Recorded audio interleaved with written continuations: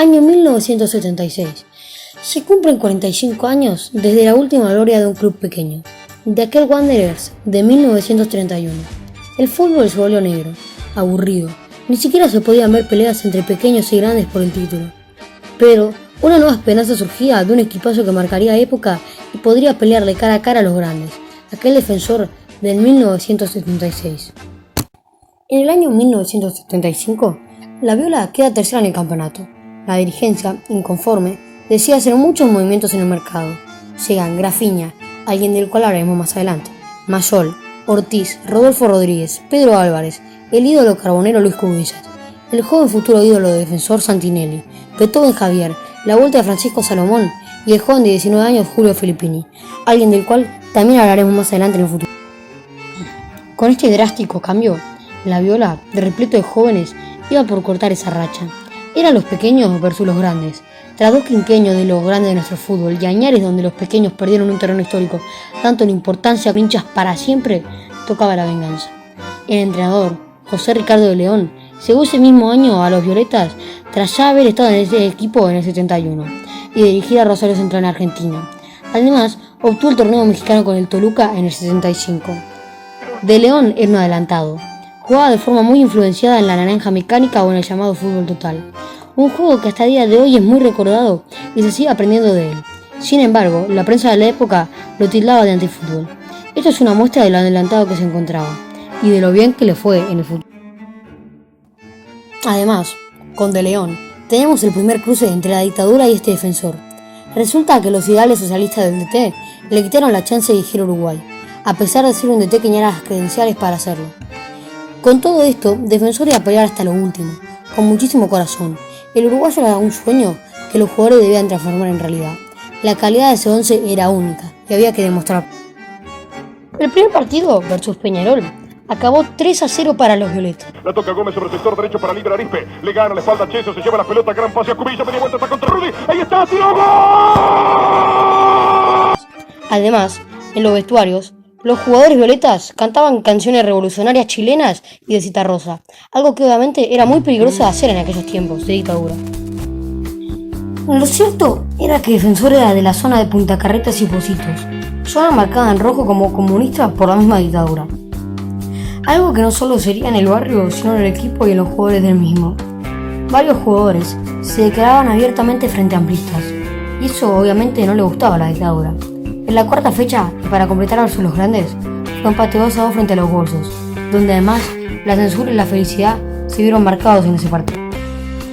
De León mandó a debutar a Julio Filippini, un joven de las inferiores.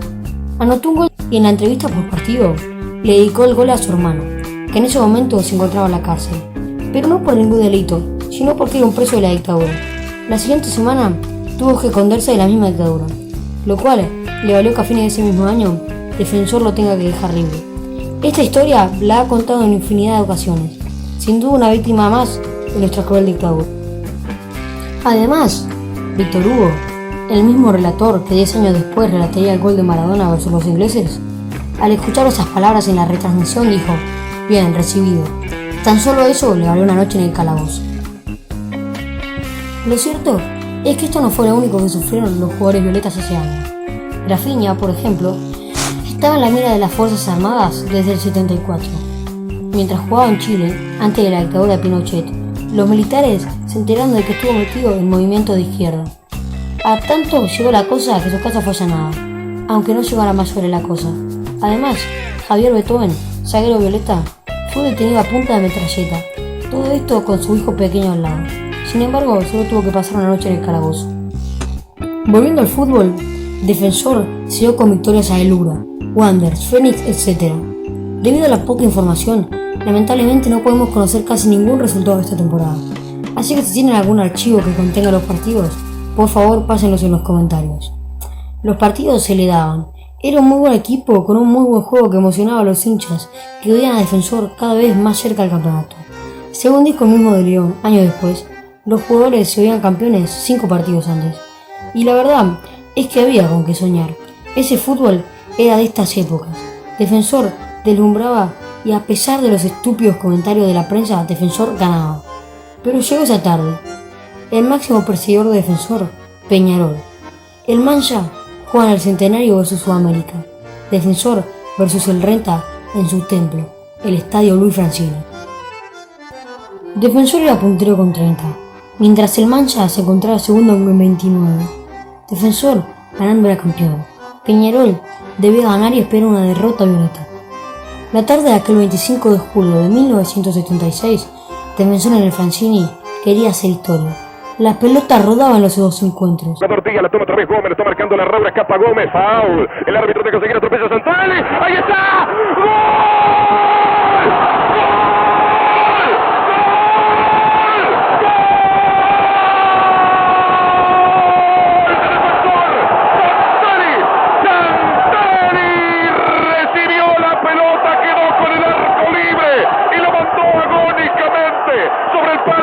Para decretar la apertura de Record Santeli. Aquí a los 9 minutos del primer tiempo, Santeli manda a Santeli, pone a Defensor en el camino de su mayor gloria. También a la Raura, tiró para Cubilla y Rodolfo Rodríguez de cabeza para Cubilla, Cubilla para Rodríguez. Hizo una pirueta, se queda con la pelota, viene para Cubilla, tira el arco. ¡Gol!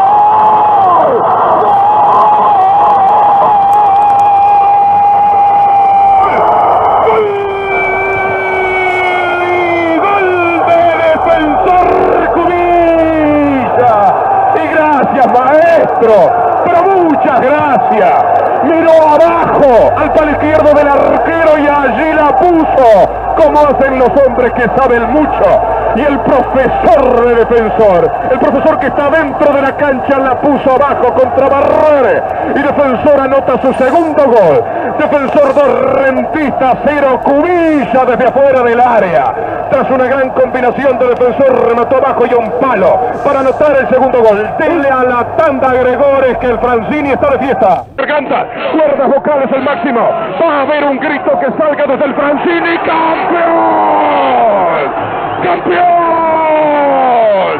Defensor campeón uruguayo. La historia se derrumba y se conmueve. Defensor es el campeón. Defensor es el campeón uruguayo de 1976 y el público empieza a entrar a la cancha. Empieza la vuelta olímpica. De acuerdo a las agujas del reloj, está dando la vuelta olímpica un poco al revés de lo que se estila, porque tiene razón Defensor. Esta es una vuelta olímpica al revés de la historia, al revés de lo que es el mandato de un casi medio siglo futbolístico. Defensor viene caminando por el cuarto de hora, o sea, por el arco que da al Río de la Plata. Va a llegar a la tribuna principal. Atención, Uruguay. Defensor ganó 2-1 con goles de Santeli y Cubilla. La historia estaba hecha. Defensor era campeón. La hazaña era real. Los abrazos y cantos duraron horas. 43 años de dominación de los grandes. Gente murió sin volver a ver la alegría de los pequeños. Los violetas dieron la vuelta al revés, de izquierda a derecha, en un claro simbolismo de ataque a la dictadura del país, que tristemente recién comenzaba, y que muy pocos se animaron a contradecir como aquel Defensor. Ahora, los violetas iban a por otra cosa, la liguilla, de la Libertadores, y a por seguir soñando. Aquella liguilla histórica para la viola. A pesar de la derrota por la mínima frente al Bolso, las 4 victorias restantes, un 3-1 a Peñarol, 4-0 a la Cambuiceo, 1-0 a Wanderers y 4-1 en el Clásico versus la Franja, le bastó para quedar con 8 puntos e ir a un repechaje frente al Mancha, que también había sacado 8 puntos en la tabla. La noche del Centenario era histórica. Podría ser el primer doblete uruguayo liguilla de un pequeño. Aquel partido acabó 4-1 a favor de los violetas. Defensor obtenía un doblete histórico para nuestro fútbol y además clasificaba por primera vez a un equipo pequeño de la Libertadores. El grupo fue Boca, River y Peñarol, un grupo durísimo en el cual el violeta soñaba con hacer historia. Su debut histórico en la Copa fue versus Peñarol. El partido en el Estadio Centenario acabó 2-0 para la viola, y lograba ganar el primer partido de su historia en la Libertadores y se ilusionaba como nunca antes. Lastimosamente, esto fue en vano. En las siguientes fechas solo consiguió otros 3 puntos de 3 empates, quedando tercero de grupo y quedando eliminado. Las derrotas fueron ante Boca, que fue campeón de aquella edición, en la Bombonera por 2-0 y ante Peñarol en la última fecha por 2-4. Aquel uruguayo tampoco fue lo mismo. Defensor consiguió un respectivo tercer puesto, pero que se contrapuso a la campaña anterior, y no llegó a ser lo que soñaban tanto los violetas. En la liguilla fue algo humillante. Defensor quedó último con 2 puntos, mientras veía a su rival Danubio clasificar como segundo por detrás de Pinto. Se veía que ese equipo se estaba destruyendo. La retirada de Cubillas y Salomón, así como la de Grafeña el año siguiente, más la ida de varios jugadores a otros clubes en los años venideros, terminaron de sepultar a aquel gran equipo que supo ser campeón uruguayo en aquel 1976. Así poco a poco se fue volviendo leyenda. Ese equipo tan histórico, odiado por tantos, amado por tantos, pero que nadie puede negar que está en la historia más grande de todo nuestro fútbol. Si te gustó, dale like, suscríbete y comenta sobre qué otro equipo uruguayo querés que hable en próximos videos. Chao.